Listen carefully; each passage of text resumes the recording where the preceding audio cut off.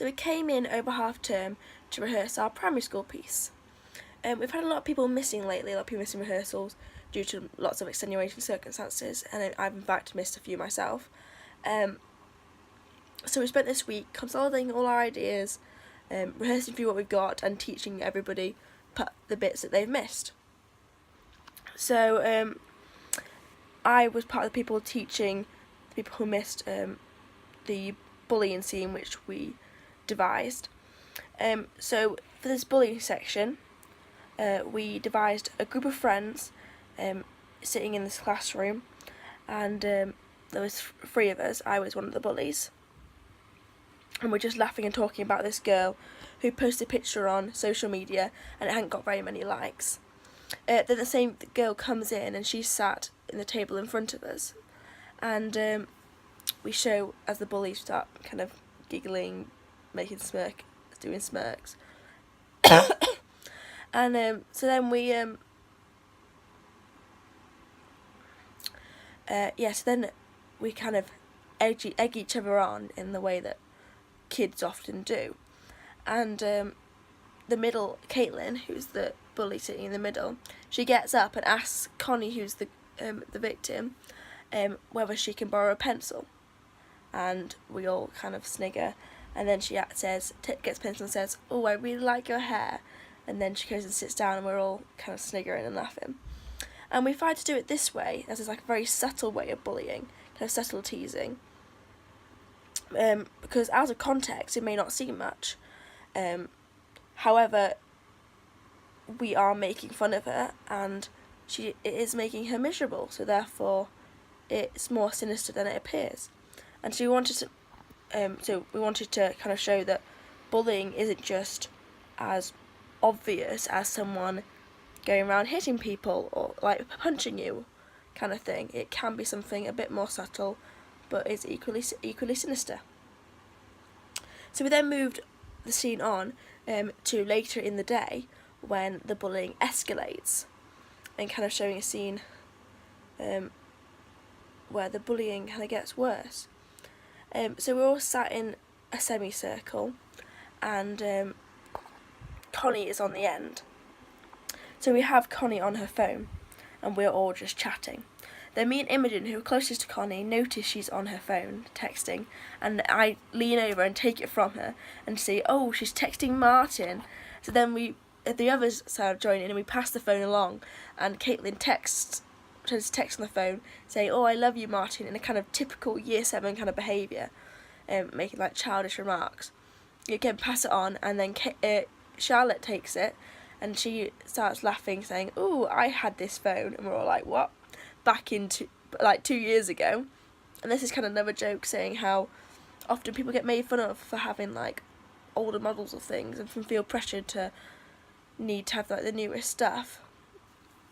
Then we have like taking a picture of us across the circle, and that's again very typical Year 7 behaviour, very kind of childish behaviour.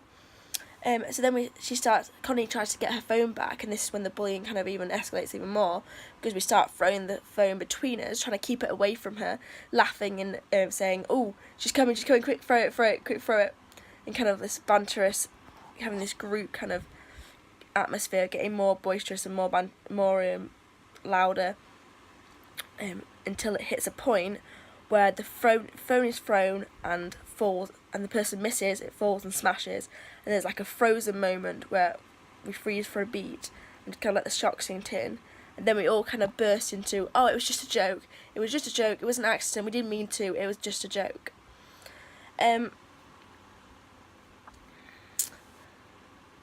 So we wanted to explore, so we did this like it's a joke kind of thing at the end, to explore that banter or bullying thing which I found in my research. Because we thought that was a very important idea, because a lot of times bullying is justified as banter. However, if the person isn't enjoying it, if it's not funny to them, then it's not a joke and shouldn't be treated as such. And we also thought that this kind of banter or bullying was very relatable would be very relatable to our target audience, as this is something that happens a lot. People justifying bullying behaviour as a joke. So then when the phone's been smashed, everyone on stage kind of leaves, leaving just Connie on her own. Then we thought we could facilitate this and go out into the audience and ask how Connie should react to this situation to get the best outcome. We then came up with some scenarios which we thought they could say, and then we could act them out and see what the outcome would be. So one of the scenarios we thought that they might say is for Connie to fight them and get revenge. One of them was act like she isn't bothered. Just kind of be like, isn't bothered, and maybe that will stop them from carrying on when they kind of takes the fun out of it. Have her stand up for herself, and say and try and demand that the bullies pay for a new phone since they broke her old one. And we also had tell a teacher. So we're gonna act out each scenario as they say and show the outcome until they say tell a teacher, because it's the one that we think they should say. So when she goes off to tell the teacher, however, the bullies as the bullies all start saying, oh, it's just she's snitching. Oh, what's she doing? Oh, she is snitching. Is she snitch? And we would want to explore that kind of idea of people saying when you want to tell to get support, is that it's snitching, and that's like a very taboo kind of thing. It's like a whole stigmatism around snitching. However, we really want to make the point that actually it isn't snitching, and that there is nothing wrong with getting support, and that people say it's snitching because they want to stop you telling on them and stop you getting them into trouble. So we really want to emphasise that there's just nothing wrong with asking for help. So some things that scene we taught to the people who weren't here last week, or weren't here when we made it.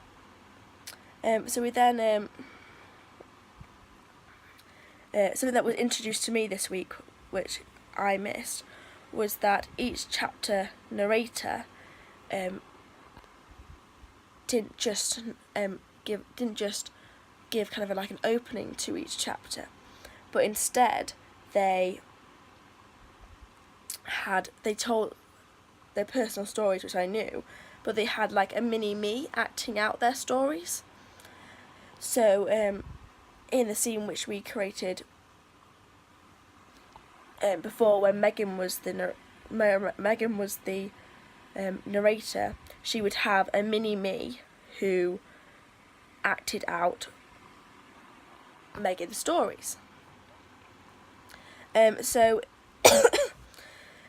another we thought that this would be good because the stories were situations which we told them, with the situations which we came up with, we thought that the audience could facilitate.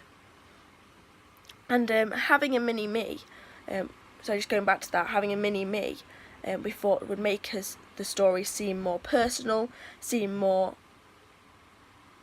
like something you can take a message out of, and that the audience can learn from and feel supported by the fact that if we got through it, then they can get through it too. And then we thought that we could facilitate these stories, facilitate the situations which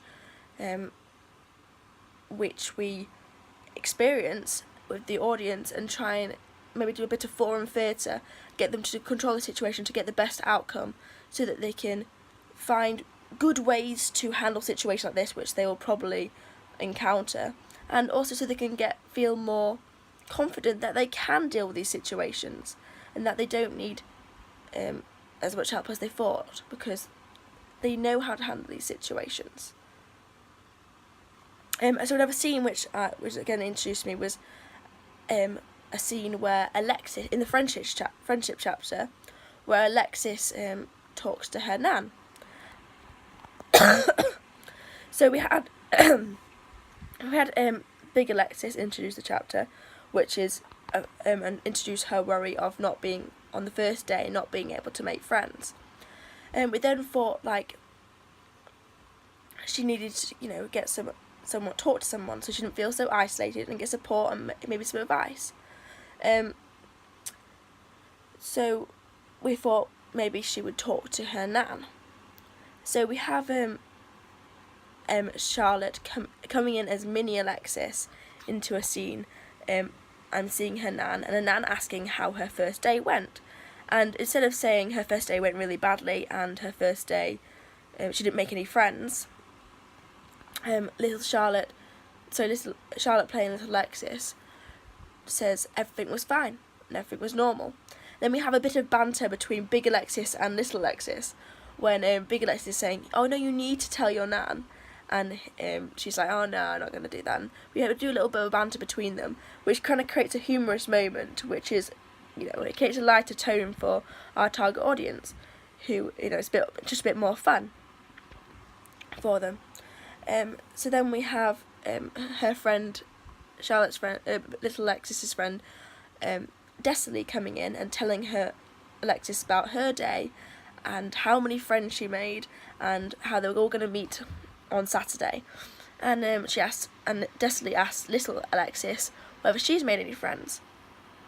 And little Alexis doesn't know what to say. So instead, and she turns back to big Alexis and she's like, "What shall I do?" And big Alexis then was like, "No, you have to do it yourself now. You didn't, you didn't want my help earlier.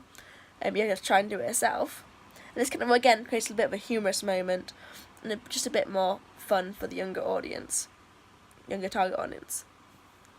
So then she comes back and has to deal with the situation herself and just says, "Yes, I have made loads of friends," which turns out to be a mistake since Destiny then says, "Oh, you should bring your friends to the park on Saturday." And she's like, "Oh yeah, okay, I guess I have."